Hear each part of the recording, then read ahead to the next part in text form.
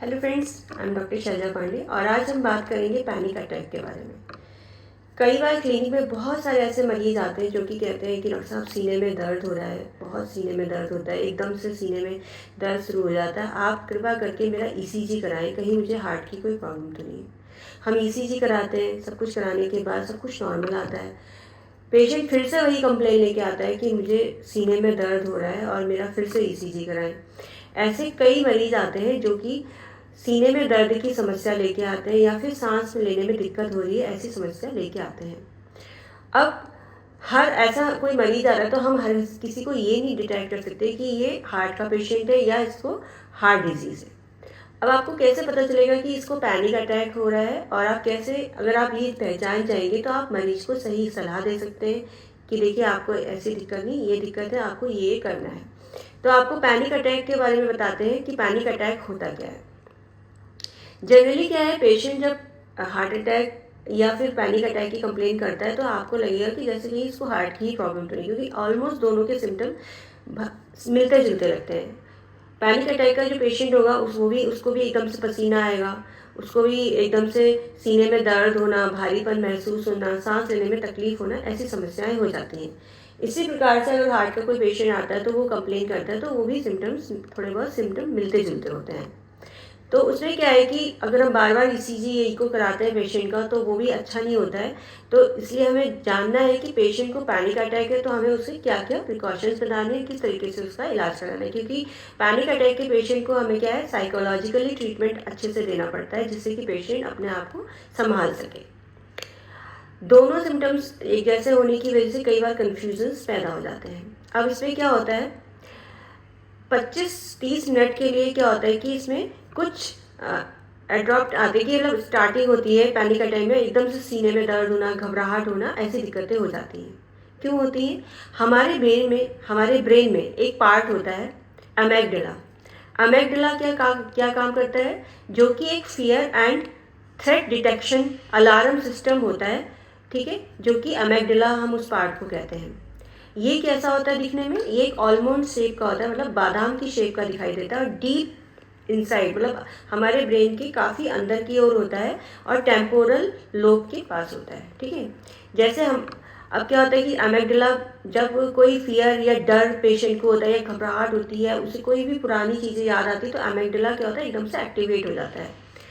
तो इसी प्रकार से जैसे हमारे आसपास कोई ऐसा कोई माहौल था पहले या माहौल है, या कोई ऐसी कोई घटना हुई है, या फिर कोई ऐसे इमीडिएट थ्रेट होता है, जैसे कोई चाइल्डहुड थ्रेट हो गया, इस तरीके से कोई पुरानी घटना हमें एकदम से याद आती है, तो क्या होता है, इसमें अमेगडाला जो होता है वो एक्टिवेट हो जाता है और अलार्म सिस्टम जनरेट हो जाता है।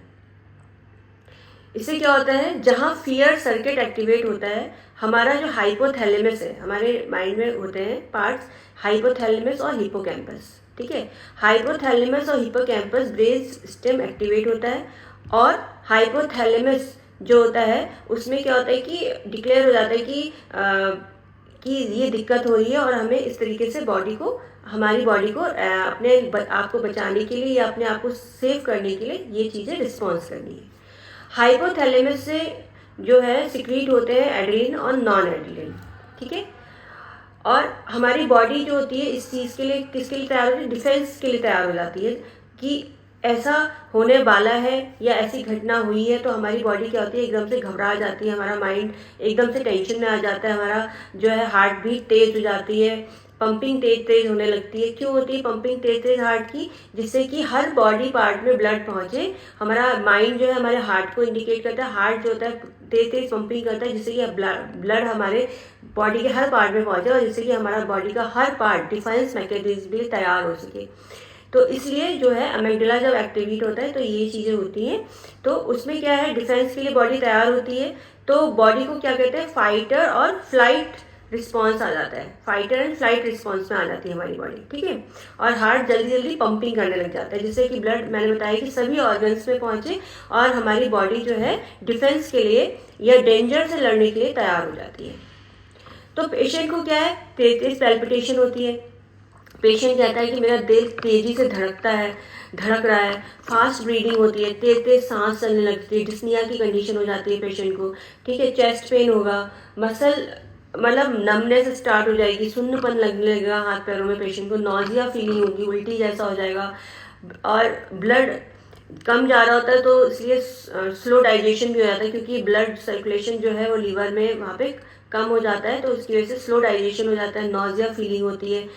पेशेंट को मसल कॉन्ट्रेक्शन स्टार्ट हो जाएंगे, मसल पेन इंक्रीज हो जाएगा, काफ़ी देर तक कॉन्ट्रैक्ट रहेंगी मसल्स, और फिर रिलीज काफ़ी देर तक नहीं होती है। ठीक है, तो इससे क्या है, ब्लड क्यों नहीं होती है, क्योंकि ब्लड सप्लाई प्रॉपरली नहीं हो पाती है पार्ट्स में, इसीलिए।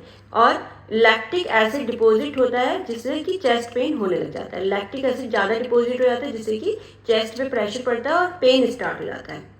ऐसी कंडीशन जब होती है पेशेंट को, जब कोई सगी संबंधी की मृत्यु की न्यूज़ आ गई हो, या कोई अन इवेंटफुल सिचुएशंस आ जाती हैं जिससे कि पेशेंट को पैनिक अटैक्स की कंडीशंस आती हैं। तो इस वजह से पैनिक अटैक आता है, पेशेंट को क्या क्या होगा, पेल्पिटेशन होगी, नमनेस स्टार्ट हो जाएगी, हाथ पैरों में जकड़न शुरू हो जाएगी, नॉजिया फीलिंग होगा, स्लो डाइजेशन स्टार्ट हो जाएगा, तेज तेज डिस्निया की कंडीशन आएगी, तेज तेज पेशेंट को सांस आने लगेगी, सांस लेगा। तो क्यों होता है ये सब, क्योंकि हमारी बॉडी, हमारे ब्रेन में एमेग्डला नाम का एक पार्ट होता है जो कि आलमंड शेप का होता है। ठीक है, जो कि हमारे कहाँ होता है, हमारे टेम्पोरल लोब पे स्टार्ट होता है, deep inside of your brain.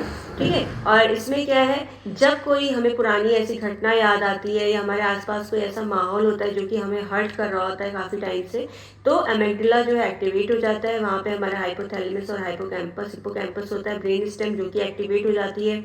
Hypothalamus में से एडेलिन और नॉन एडेलिन जो है सिक्रीट करने लग जाते हैं, और डिफेंस के लिए हमारी बॉडी तैयार होती है।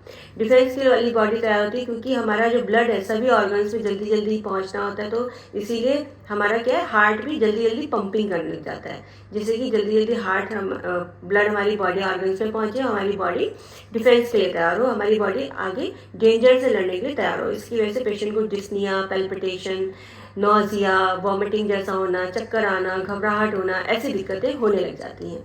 तो ये होते हैं पैनिक अटैक्स। तो हमें क्या जानना है पेशेंट से, पेशेंट अगर आपके पास ऐसी कंडीशंस लेके आता है तो पहले उसको रिलैक्स होने के लिए कहें, उससे पूछें कि ऐसी कोई दिक्कत तो नहीं हुई है आपको, या आप किसी चीज़ से डर तो नहीं गए हैं, या आपको कोई पुरानी बातें याद तो नहीं आई। जनरली क्या होता है, कई महिलाएं आती जिनके पहले हस्बैंड एक्सपायर हो गए होते हैं, तो उनको ये अटैक्स बार बार पड़ते हैं। क्यों?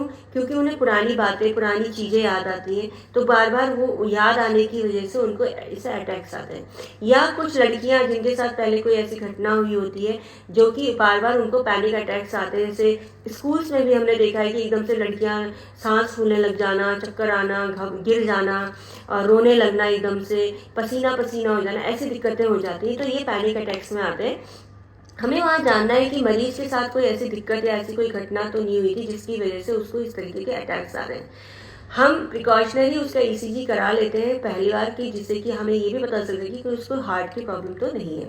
मगर ये जानना बहुत ज़रूरी है परिवार वालों से, और उससे जो है उसकी काउंसलिंग करें उसके बाद, और परिवार वालों की भी काउंसलिंग करें, पता करें कि क्या उसके साथ ऐसी कोई घटना हुई थी पहले, या ऐसी कोई दिक्कतें हुई थी, या लंबे समय से कोई ऐसी चीज़ तो नहीं होते आ रही जिसकी वजह से उसको पैनिक अटैक्स आ रहे हैं। एनीवेज, आज के लिए इतना ही। नेक्स्ट वीडियो में नेक्स्ट डिजीज़ के बारे में बात करेंगे। अगर आप कुछ जानना चाहते हैं तो आप मुझसे इस वीडियो के थ्रू जान सकते हैं, मुझसे पूछ सकते हैं, तो मैं नेक्स्ट उसी वीडियो पे आपके लिए बोल सकती हूँ। Thank you so much, take care all of you, bye bye.